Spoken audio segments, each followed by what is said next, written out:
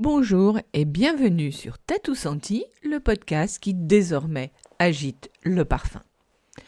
Pour cette 6e saison, j'explore toujours le monde du parfum avec une autre vision, celle de vivre et de mieux vivre le parfum. Faire parler les odeurs, le nez et les saveurs, avec plus que jamais l'accent sur innovation, audace et créativité. Chaque semaine, j'inviterai à mon micro des chefs d'entreprise, des parfumeurs créateurs et tous ceux qui participent à la recherche et à l'innovation. On y parlera donc parfum, saveurs, ingrédients, odeurs, développement durable. Autant de portraits et d'échanges bien sentis en mode passion et surtout en mode complice. Je suis Bettina Ekroyn, journaliste, experte parfum et saveurs et créatrice du blog tatousenti.com. Pour ne manquer aucun des épisodes, je vous invite à vous abonner à Tatou Senti Podcast sur votre plateforme préférée. Et maintenant, bonne écoute et sentez-vous bien. Bonjour à toutes et à tous.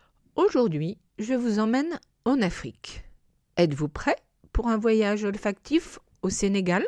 Avec Asta Gadio, mon invitée du jour, et la fondatrice de la Perle Woussoulan, nous allons explorer le Woussoulan, la Madeleine de Proust du Sénégal et de toute l'Afrique de l'Ouest. Avant d'aller plus loin, j'aimerais juste remercier les gens qui, sans le savoir, ont provoqué cette rencontre. Il s'agit d'Awali, chanteuse sénégalaise de renom, et mon ami musicien et musicothérapeute François-Marie Dru, aussi amoureux du Sénégal.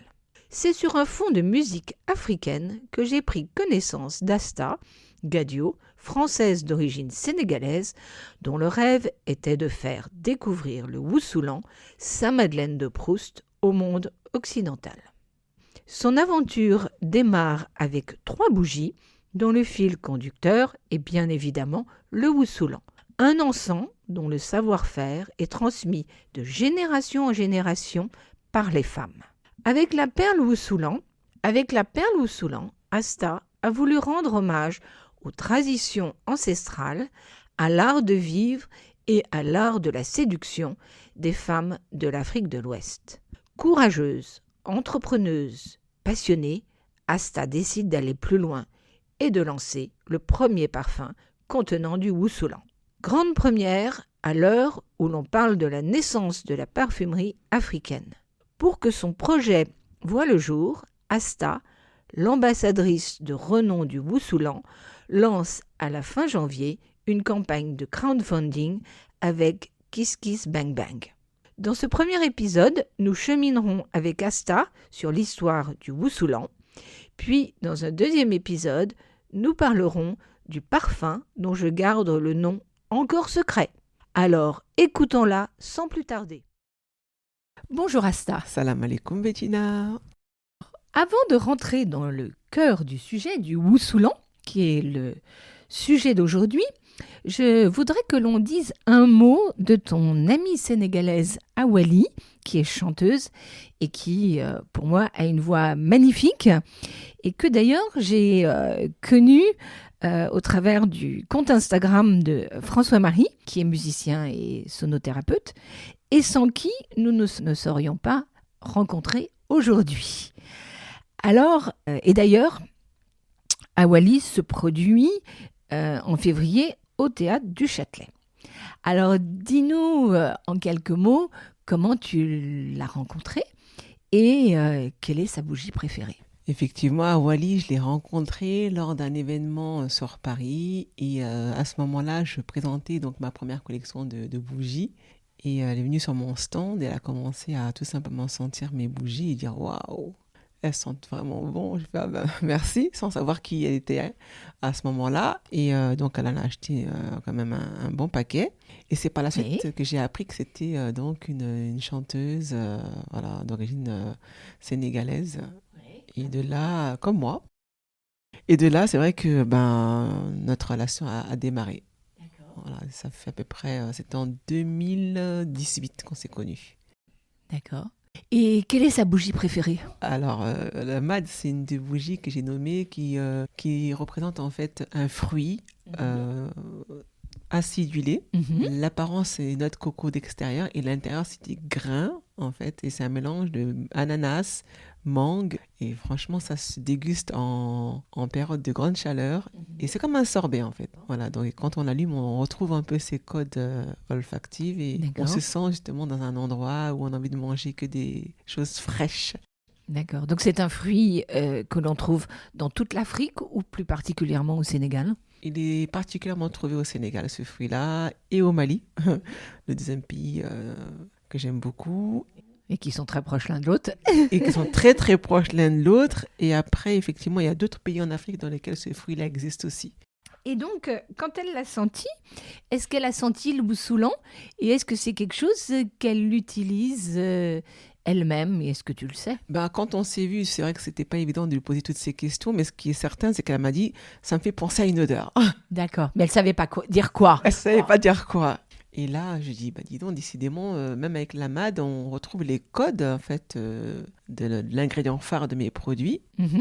donc qui est donc le Wousoulan ou le Turaï, hein, on en reparlera plus tard. Et de là, je me suis dit, c'est vraiment chouette qu'on puisse ressentir ça, et ça m'a donné vraiment une motivation à se dire, j'ai fait le bon choix de marier en fait ce Wousoulan avec des notes acidulées. Donc voilà. Ta marque s'appelle la Perle Wousoulan, que tu as lancée depuis plusieurs années et tu as démarré avec 3 bougies qui avaient en fait pour intention d'honorer à la fois les traditions ancestrales et l'art de vivre des femmes de l'Afrique de l'Ouest.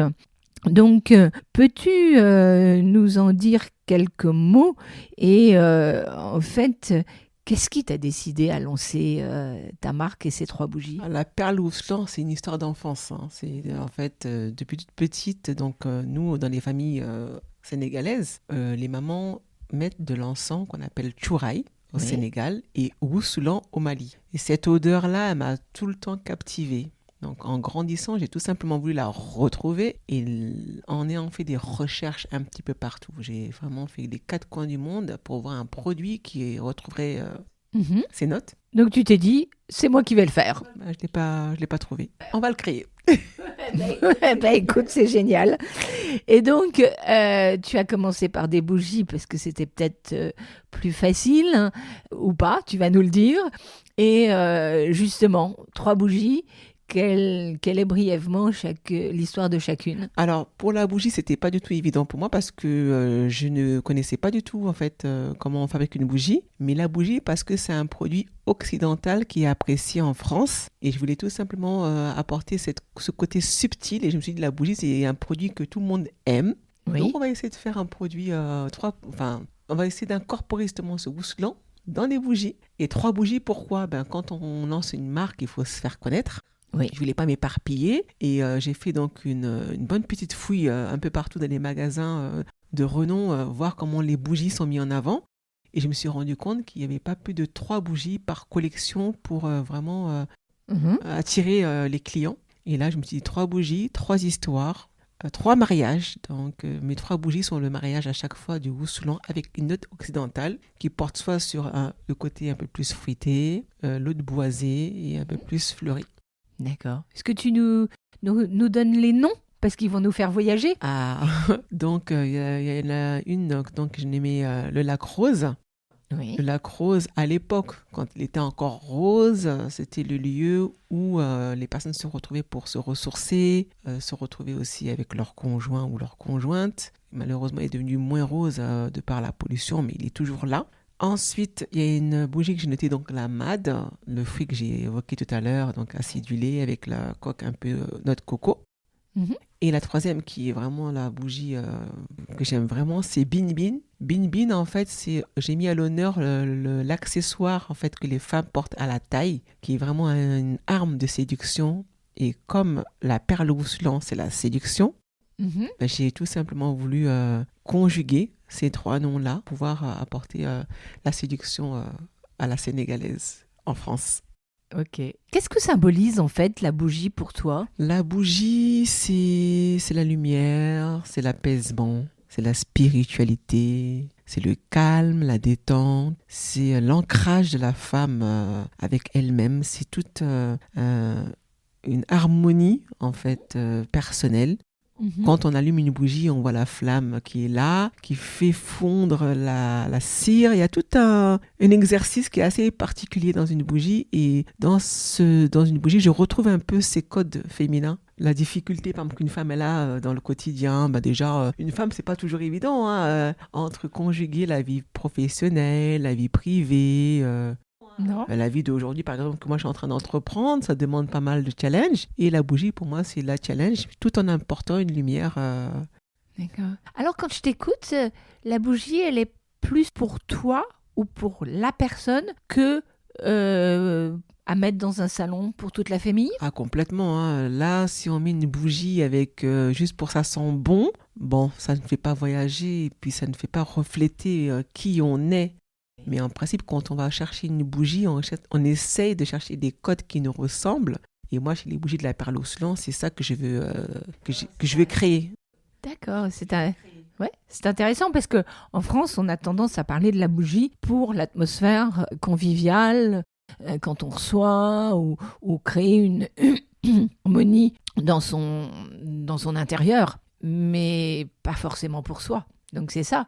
Et d'ailleurs, est-ce que au Sénégal, on utilise des bougies? Alors, les bougies au Sénégal sont utilisées à l'époque, à l'époque jusqu'à maintenant, dans les églises. Parfois aussi dans des événements, on va dire, comme des mariages, mais sans pour autant qu'elles soient parfumées. Oui. Et c'est très récemment, là, je ne sais pas si c'est parce que j'ai lancé ma gamme de bougies que je fais attention à tout ça, mais que je vois que les femmes sont un peu plus intéressées par la bougie aujourd'hui. Donc, ça commence à rentrer au Sénégal et à porter un nouveau code. Ouais. Voilà. C'était pas dans la culture, en fait, jusqu'ici. Ah, du tout. En fait, j'ai remarqué, en préparant, que préserver la biodiversité était quelque chose d'assez important pour la perle Woussoulan. Donc, comment se traduit cet engagement écologique au niveau des bougies? Alors déjà, j'essaie de respecter ce que j'utilise comme ingrédient et du contenant aussi. Et la bougie en elle-même, quand elle est consumée, elle est allumée jusqu'au bout et il n'y a pas d'ingrédient qui reste au fond du pot ou autre. Et une fois qu'elle est terminée, on peut réutiliser le pot. Et aussi, pour fabriquer la bougie, il faut bien sûr les ingrédients phares à apporter donc, de l'Afrique en France. Pour éviter les transits, je mets en une seule fois un transit, je fais des stocks que je garde en France. Et de là, ça me permet de pouvoir travailler sans pour autant faire à chaque fois des allers-retours France et Sénégal. Et là, écologiquement parlant, c'est plutôt pas mal. D'accord. Et après, il y a le côté aussi de la combustion.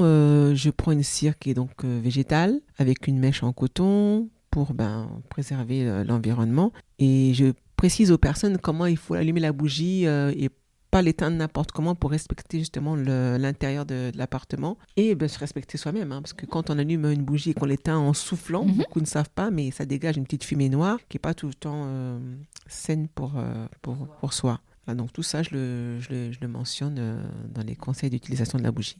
Mais j'ai vu aussi qu'il y avait une action. Ah oui, effectivement, alors c'est vrai. Je n'en parle pas beaucoup, cette action, c'est vrai.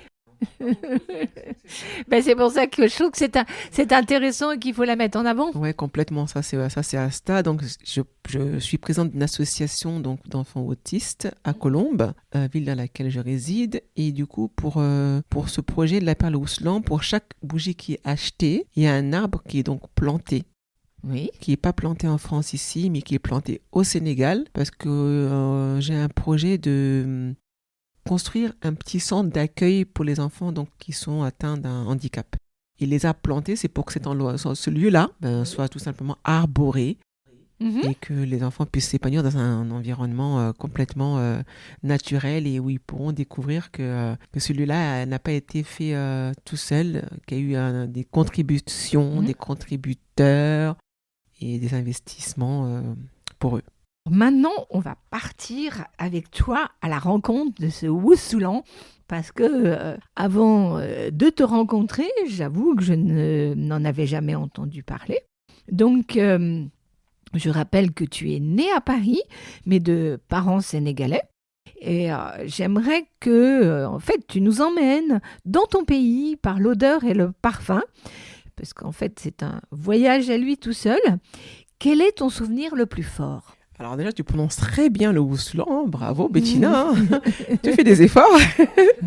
Alors, je reviens un petit peu à ce que tu disais, donc française d'origine sénégalaise. Le souvenir olfactif le plus fort, c'est quand j'étais avec ma grand-mère paternelle qui allumait tout le temps ce Wouslan. J'étais derrière elle, je la suivais partout.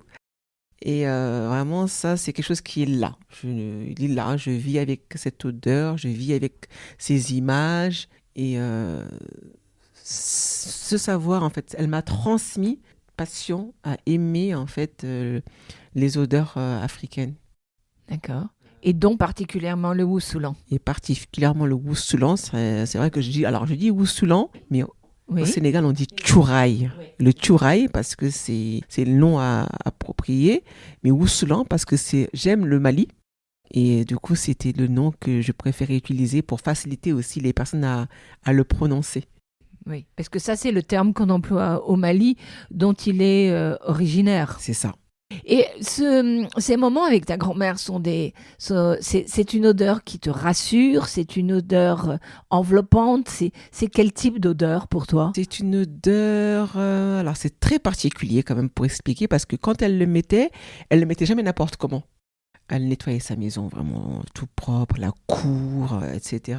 Et quand elle recevait des invités, de nobles, de qualité, enfin des invités vraiment où elle disait ces gens-là, s'ils viennent chez moi, il faut que je sois vraiment au top. C'est à ce moment-là qu'elle utilisait cet encens-là. Enfin, l'odeur en tout cas qui m'a captivée, parce qu'elle avait plusieurs recettes d'encens qu'elle utilisait, mais à chaque fois qu'elle avait quelqu'un de particulier, elle mettait cette odeur-là. Quand tu dis particulier, c'est important, c'est qu'elle honorait en fait. Qu'elle respectait beaucoup. Qu'il y avait une grande valeur sentimentale pour elle. Et là, c'était brûlé dans la cour? Alors, d'abord, elle l'utilisait en interne, dans sa chambre. Oui. Et elle le sortait ensuite dans la cour. Et elle faisait des mouvements un peu de va-et-vient pour que cette odeur soit un peu partout. Parce que quand on le met à l'extérieur, l'odeur s'évapore rapidement. Mais elle avait ce système, ce process-là qu'elle faisait pour que l'odeur reste, même quand c'était à l'extérieur. Oui, donc elle avait un cérémonial en apportant ce Wousoulan dans la cour. Complètement. Et je voyais comment les personnes étaient captivées par cette odeur. Et j'étais toute petite, mais je n'ai pas oublié. Oui. Ah ben, les odeurs, c'est quelque chose de très puissant. Donc, c'est tout à fait normal. Et alors, au niveau gustatif, puisque le goût est très proche de l'odorat, est-ce que tu as un plat sénégalais que tu affectionnes particulièrement? Ah, le plat que tout le monde connaît au Sénégal, c'est le thieboudienne. Le thieboudienne, c'est un plat qui a été créé par une femme d'origine sénégalaise qui habitait à Saint-Louis, donc une région du Sénégal.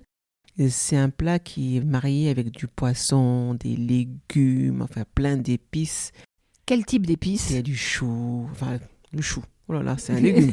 Les épices, il y a le persil, le piment, le poivre fort, le poivre noir, de l'ail, du thym, du laurier. Il y a beaucoup de mélanges. Et quand on mange le plat, c'est juste magique, hein. C'est magique, vraiment. On peut pas. Plus on en mange, plus on en veut. C'est vrai qu'il faut faire attention avec ces plats. Hein. Il faut aller avec modération, en tout cas. Ok. Mais alors, dis-moi, les parfums, ils ont toujours été présents dans ta vie? Ils ont été présents surtout à l'âge de 9 ans. À partir de l'âge de 9 ans, puisque c'est à ce moment-là que j'ai vraiment été interpellée par l'odeur, dans le sens où ma maman, du coup, elle l'utilise tout le temps. Mm-hmm. Et c'est de voir cette fumée-là qui était là. Je ne comprenais pas pourquoi il y avait à la fois l'odeur, mais en même temps une fumée. Donc c'était un peu interpellant. C'est bizarre, ça sent bon, mais en même temps il y a de la fumée. C'est après, en fait, en grandissant, que j'ai compris pourquoi il y avait cette fumée. Puisque le Wousoulan, donc le nom Woussou, ça veut dire fumigation. tout à fait. Le principe de fumigation, c'est de laisser donc une encens brûler sur quelque chose qui donne l'odeur. Et les femmes ont eu juste l'idée magique et ingénieuse de trouver cette technique de macération sans avoir les codes de dosage au niveau des ingrédients, puisque elles le font vraiment à l'œil. Mhm. Et c'est pour ça que selon le dosage qu'elles ont utilisé pour la macération, on aura une fumée soit moins forte ou soit plus forte. Et là, après, au fur et à mesure, avec l'âge, le temps, je grandis et je vois que toujours cette odeur-là, 9 ans, 12 ans, 20 ans, je dis, ça fait partie de la culture. Elle te suit, elle poursuit. C'est ça. D'accord. Mais on va la modifier. Alors, effectivement, je vais revenir quelques instants sur cette grand-mère paternelle qui a été quelqu'un d'important pour toi. Puis d'ailleurs, tu m'as confié qu'elle portait le même nom que toi, Asta. Donc, en dehors du Woussoulon, est-ce que tu as un autre souvenir marquant avec elle et qu'est-ce que tu retiens d'elle? Son sourire et sa générosité. C'était, oh là là, elle était une dame amour. Elle donnait sans compter.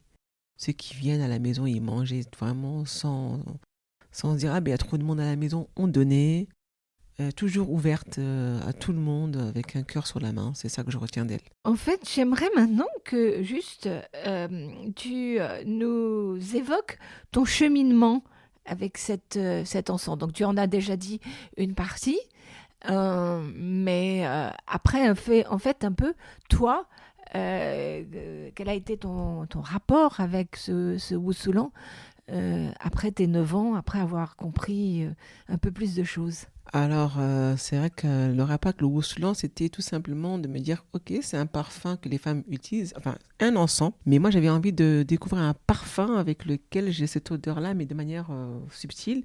C'est là que j'ai commencé à acheter des parfums français et dire, j'aime le parfum. Et à chaque fois que je chantais un parfum, je connaissais un petit peu ce qu'il y avait dedans, mais j'étais encore petite. Hein. Et c'est là que vraiment, avec le temps, j'ai développé en fait ce sens olfactif. Ouais. Et à chaque fois, je dis, mais il y a ça dedans, il y a ci, il y a ça, sans avoir fait une formation de parfumeur.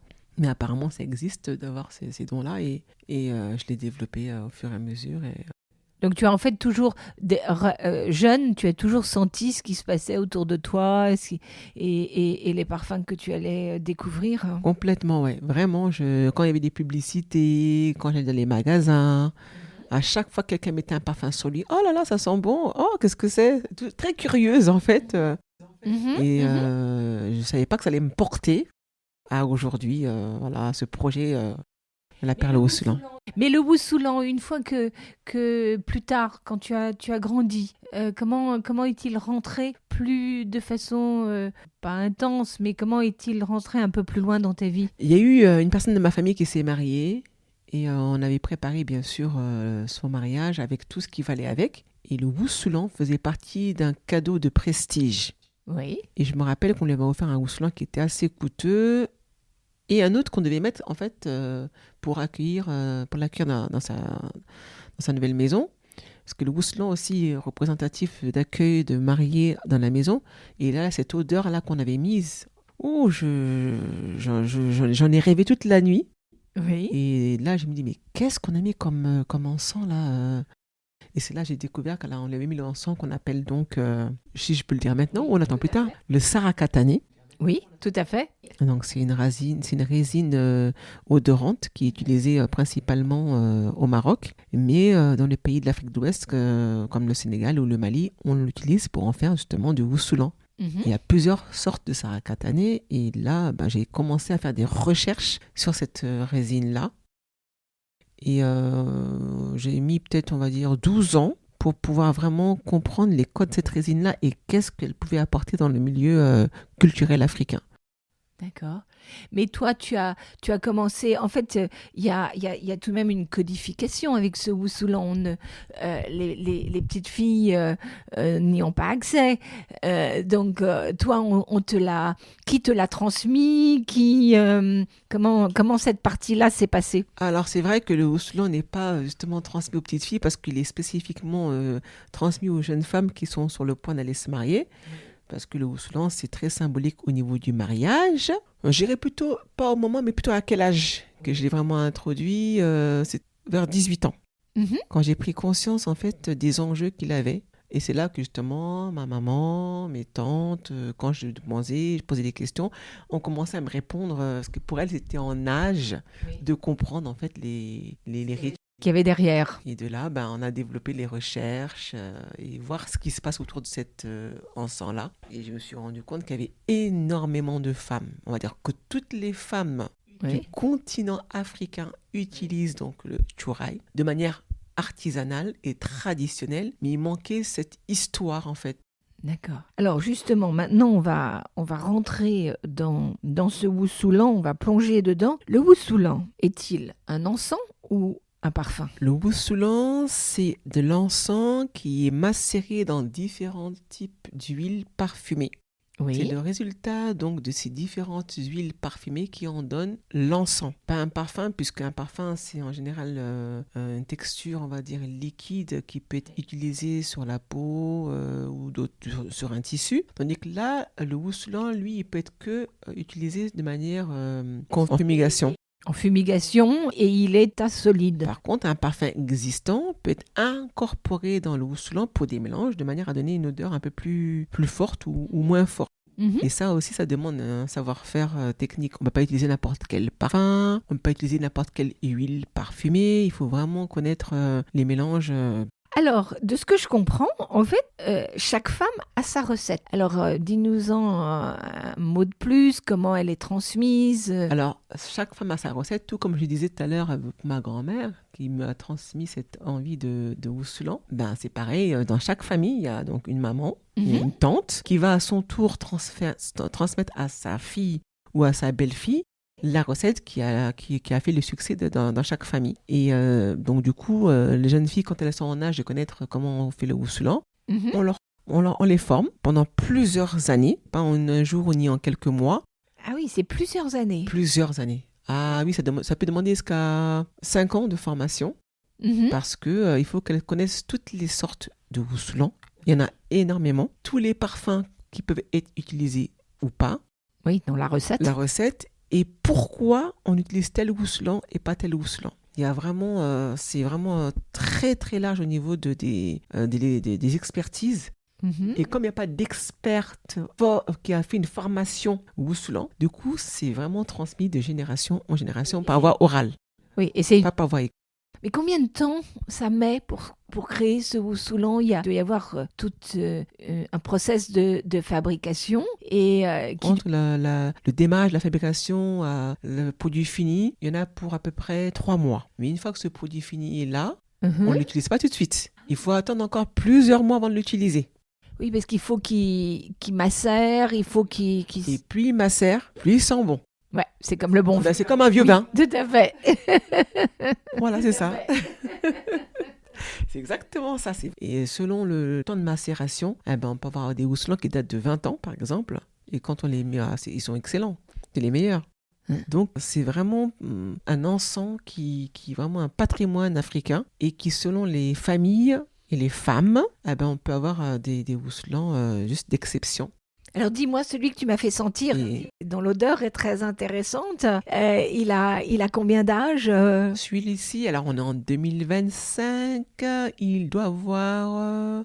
Il a 5 ans. Donc ça fait, 5 ans, c'est ça. Tu vis en France, donc en fait, c'est quand tu vas au Sénégal que tu le fais là-bas et que tu le rapportes? Pas du tout. J'ai eu la chance d'être formée. Donc c'est vrai que c'est ces formations-là par ma grand-mère, par ma mère. Oui. Par mes tantes qui m'ont permis aujourd'hui de pouvoir le fabriquer moi-même. Oui, mais tu le fabriques en France? Oui, en France. Oui. En France.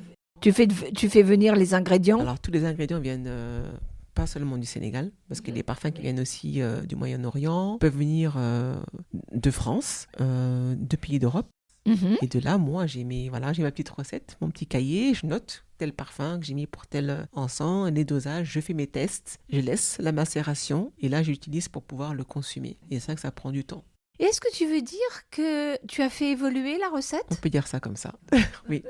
Alors, je peux dire ça comme ça dans le sens où là, les femmes qui, par exemple, font leur wusulan sans penser au dosage, moi, je leur apporte aussi maintenant cette petite expertise que j'ai, de leur dire attention, tel wusulan, ne dépassez pas telle quantité de parfum, telle quantité d'alcool, telle quantité de colonne, etc., etc. Et l'idéal, ça serait vraiment de pouvoir former Oui, bien sûr. l'ensemble des femmes, mais je ne pourrais pas à moi toute seule, bien sûr, puisque elles sont tellement nombreuses qu'il faudrait toute une équipe.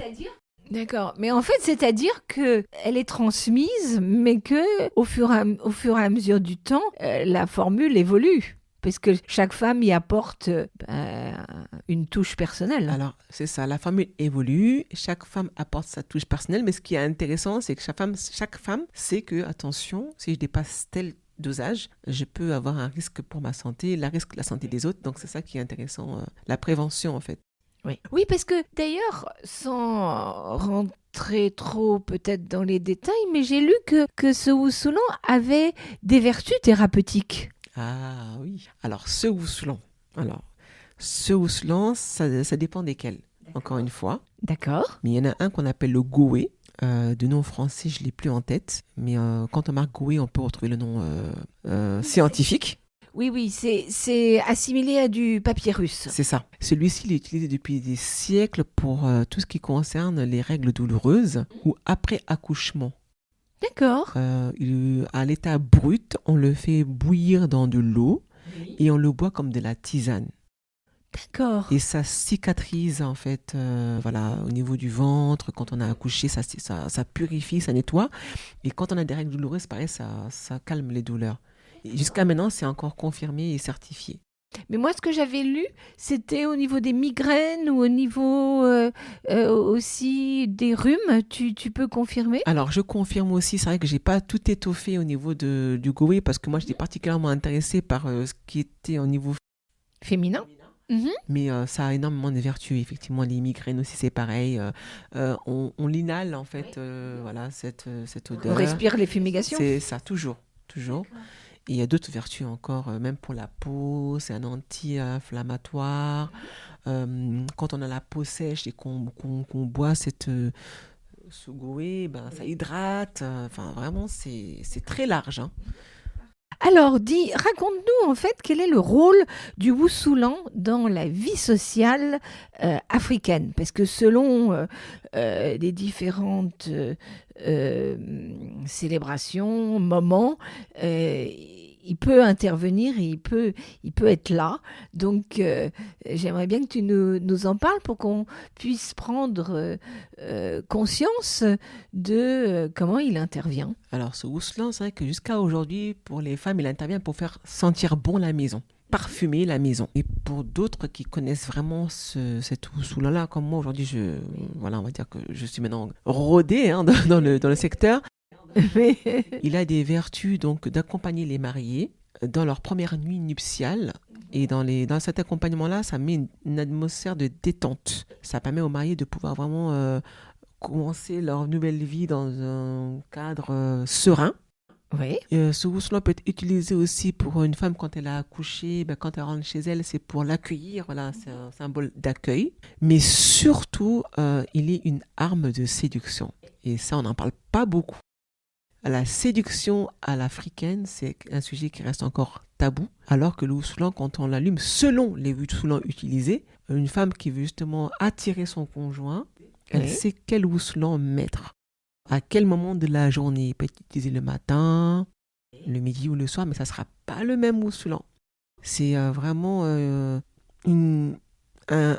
produit qui envoûte les hommes, je dirais, parce que les femmes réussissent en fait par cette odeur-là à avoir une relation de couple durable et fidèle. D'accord. Mais alors à ce moment-là, il est utilisé comment ? Alors à ce moment-là, il y a des accessoires qu'on utilise pour faire fumer ce Wussulan, qu'on appelle les encensoirs. Il y en a donc en terre, d'autres qui sont aussi du métal en fait, qui est utilisé, mais un métal qui a été recyclé. Donc on laisse, il y a le charbon un charbon qu'on utilise, on l'allume, on le laisse brûler un petit peu. Oui, d'accord. Et quand la femme veut vraiment justement attirer son partenaire, elle va utiliser le Wussulan de prestige. C'est celui qui a été le plus longtemps en macération. Et ce Wussulan-là, en général, c'est le Sarakatani, donc, que j'évoquais tout à l'heure. Oui. Et il y en a un autre aussi qui est utilisé, c'est le Wussulan tchadien. c'est ce qu'on appelle le bahour. Le nom arabe, c'est bahour. Donc, c'est un mélange de santal, d'ambre, du musc. Et celui-là, c'est un rousselant où la femme l'utilise vraiment pour dire, voilà, je suis disponible, je suis là. Il y a des codes, ça parle. Le rousselant parle. D'accord. Mais elle va le mettre dans la chambre ou elle va s'en mettre sur elle Ah, alors, en général, quand c'est pour séduire son c'est mari. dans la chambre. Et D'accord. quand c'est chez elle, il n'y a personne. C'est vraiment que pour lui. C'est exclusif au mari. Parce que le rousselant qui est mis quand il y a du monde, c'est pas la même chose. Hein. C'est un rousselant qui va être juste là pour parfumer la maison. Mais le rousselant qui est porté pour charmer, là, il est autre. Mais elle en met pas avec la fumigation dans ses robes, dans ses... Elle peut le mettre en fait sur ses robes, mais comme elle le laisse dans la chambre, l'odeur... Oui, d'accord. Donc elle n'a pas besoin d'en mettre sur elle en plus. Après, tout dépend des femmes. Oui. Mais plus elles sentent le rousselant, et mieux c'est. Donc cette technique de mettre sur elle, sur les vêtements, elle est spécifique, c'est-à-dire elle reste pendant une bonne demi-heure dans la chambre. Elle a un vêtement ample qu'elle porte et elle met le rousselant à terre. Et là, l'odeur entre dans les vêtements. On fait attention, bien sûr, que le pot ne soit pas très proche des jambes, parce que y a le charbon qui est là. Mais comme elles connaissent, donc elles font attention. Et là, l'odeur entre dans les vêtements. Et ça incorpore la peau aussi. Donc vraiment, tout est parfumé. Tout est parfumé. C'est excellent. Et dans les fêtes musulmanes, il est présent, ce Wousoulan, ou pas du tout? Il est présent, mais encore une fois, c'est toujours pour les mariages. Parce que la fête musulmane, en fait, les fêtes religieuses, si on parle de voilà, mais fête musulmane, c'est plus les mariages, les célébrations, l'arrivée du marié, l'arrivée de la mariée, il est très utilisé. Parmi tous types de Wousoulan que tu as évoqués, est-ce qu'il y en a un qu'on a oublié ou on a fait le tour? Alors, ils sont nombreux, comme je disais tout à l'heure, ils sont vraiment nombreux. Il y a peut-être plus d'une 18 familles de Wousoulan. Je ne pourrais pas tous les mentionner parce que déjà c'est nouveau au niveau des codes français, mais en tout cas le Sarakatané, le Goé, le Ramaré qu'on appelle le vétiver, ça c'est une racine donc qui parfume vraiment, font partie des 3 principaux Woussoulans utilisés en Afrique. Après, il y a le Wousoulan qu'on appelle donc tout à l'heure, comme je disais, le Bahour, qui lui est plus tchadien, et après il y a d'autres Woussoulans qu'on appelle les Gongouli. Voilà, au Sénégal, on dit le Dadi. Tellement de noms. Et alors, tout à l'heure, en fait, on parlait du Mali. La malienne l'utilise-t-elle d'une autre façon que la sénégalaise ou pas? La malienne, en général, quand elle utilise le Woussoullan, c'est toute une logistique. Du début de la journée jusqu'à la fin de la journée, tout est codifié. Du repas au ménage, des vêtements qu'elle porte, du soin qu'elle va avoir sur elle. Enfin, vraiment, elle prend soin d'elle toute la journée. Et quand elle veut vraiment que cette soirée se passe au mieux, le mari a compris que là, aujourd'hui, on va pas s'ennuyer. Donc voilà, Mais néanmoins, quand on t'écoute, il y en a tout de même... La malienne a plus de codes, a plus de... Bon, on va dire qu'on est dans la nouvelle génération aujourd'hui. Non, pas forcément. À l'époque, peut-être oui, parce qu'à l'époque, les femmes maliennes, elles avaient aussi, en plus de cet encens, elles portaient le henné. Le henné, c'est donc la coloration faite sur les mains. Oui. Voilà, elles mettaient ça en plus. Aujourd'hui, on a moins ce temps-là. Donc, on prend le temps de faire à l'essentiel. Ouais, d'accord. Alors, néanmoins, comment justement, c'est une très belle transition, on le transmet aux générations d'aujourd'hui. Et puis, oui, donc dis-nous comment est-ce qu'il est perçu et est-ce que les jeunes générations l'intègrent? Les jeunes générations l'intègrent, mais pas comme avant. C'est-à-dire qu'il y a une partie de jeunes générations qui ont vraiment eu ce savoir-faire-là, c'est pas le savoir-faire, mais cette transmission de par leur maman. Donc leur maman le met tout le temps, donc forcément, c'est rentré dans leur inconscient. Mais la plupart des jeunes que j'ai eu à rencontrer préfèrent un parfum qui ressemble au Woussoullan, mais pas avec la même odeur, parce que le Woussoullan vraiment qu'on utilise, c'est une odeur assez forte. Et puis, il faut allumer le charbon, il faut poser l'encens dessus, il faut faire l'accessoire, c'est trop long. Donc là, on préfère avoir un truc simple, comme le parfum d'ambiance, des huiles essentielles. Elles n'ont plus la patience aujourd'hui de même si leur mère essaie de leur transmettre. Ça serait bien qu'on trouve quand même ce Wousoulan, mais de manière plus... Prête à utiliser. Voilà, prête à utiliser, c'est ça, exactement. Ce que je comprends aussi, hein, mais... Après, c'est prendre du temps pour soi. Donc, c'est une autre façon de voir les choses. Pour ça, d'ailleurs, la perle Wousoulan est née, pour pouvoir justement apporter à cette nouvelle génération, et aux femmes aussi qui sont de l'ancienne génération, un produit moderne à base de Wousoulan. D'accord. Alors, néanmoins, j'aimerais que tu nous partages cette expérience qu'on a vécue ensemble quand on s'est rencontrés pour la première fois et que donc on était au CNIT et tu as fait sentir en blind ton parfum à des jeunes filles. Donc, que, si tu te rappelles de leur réaction, comment ont-elles réagi? C'était incroyable. En plus, elles étaient nombreuses ce jour-là et toutes, ah mais je connais cette odeur. Ça me fait penser à quelque chose. Ah ben si, ma mère, elle le met. Et là oui. C'était vraiment génial de voir ça. Ça veut dire qu'en fait, cette odeur-là, même sur ces jeunes filles, il y a un symbole de quelque chose.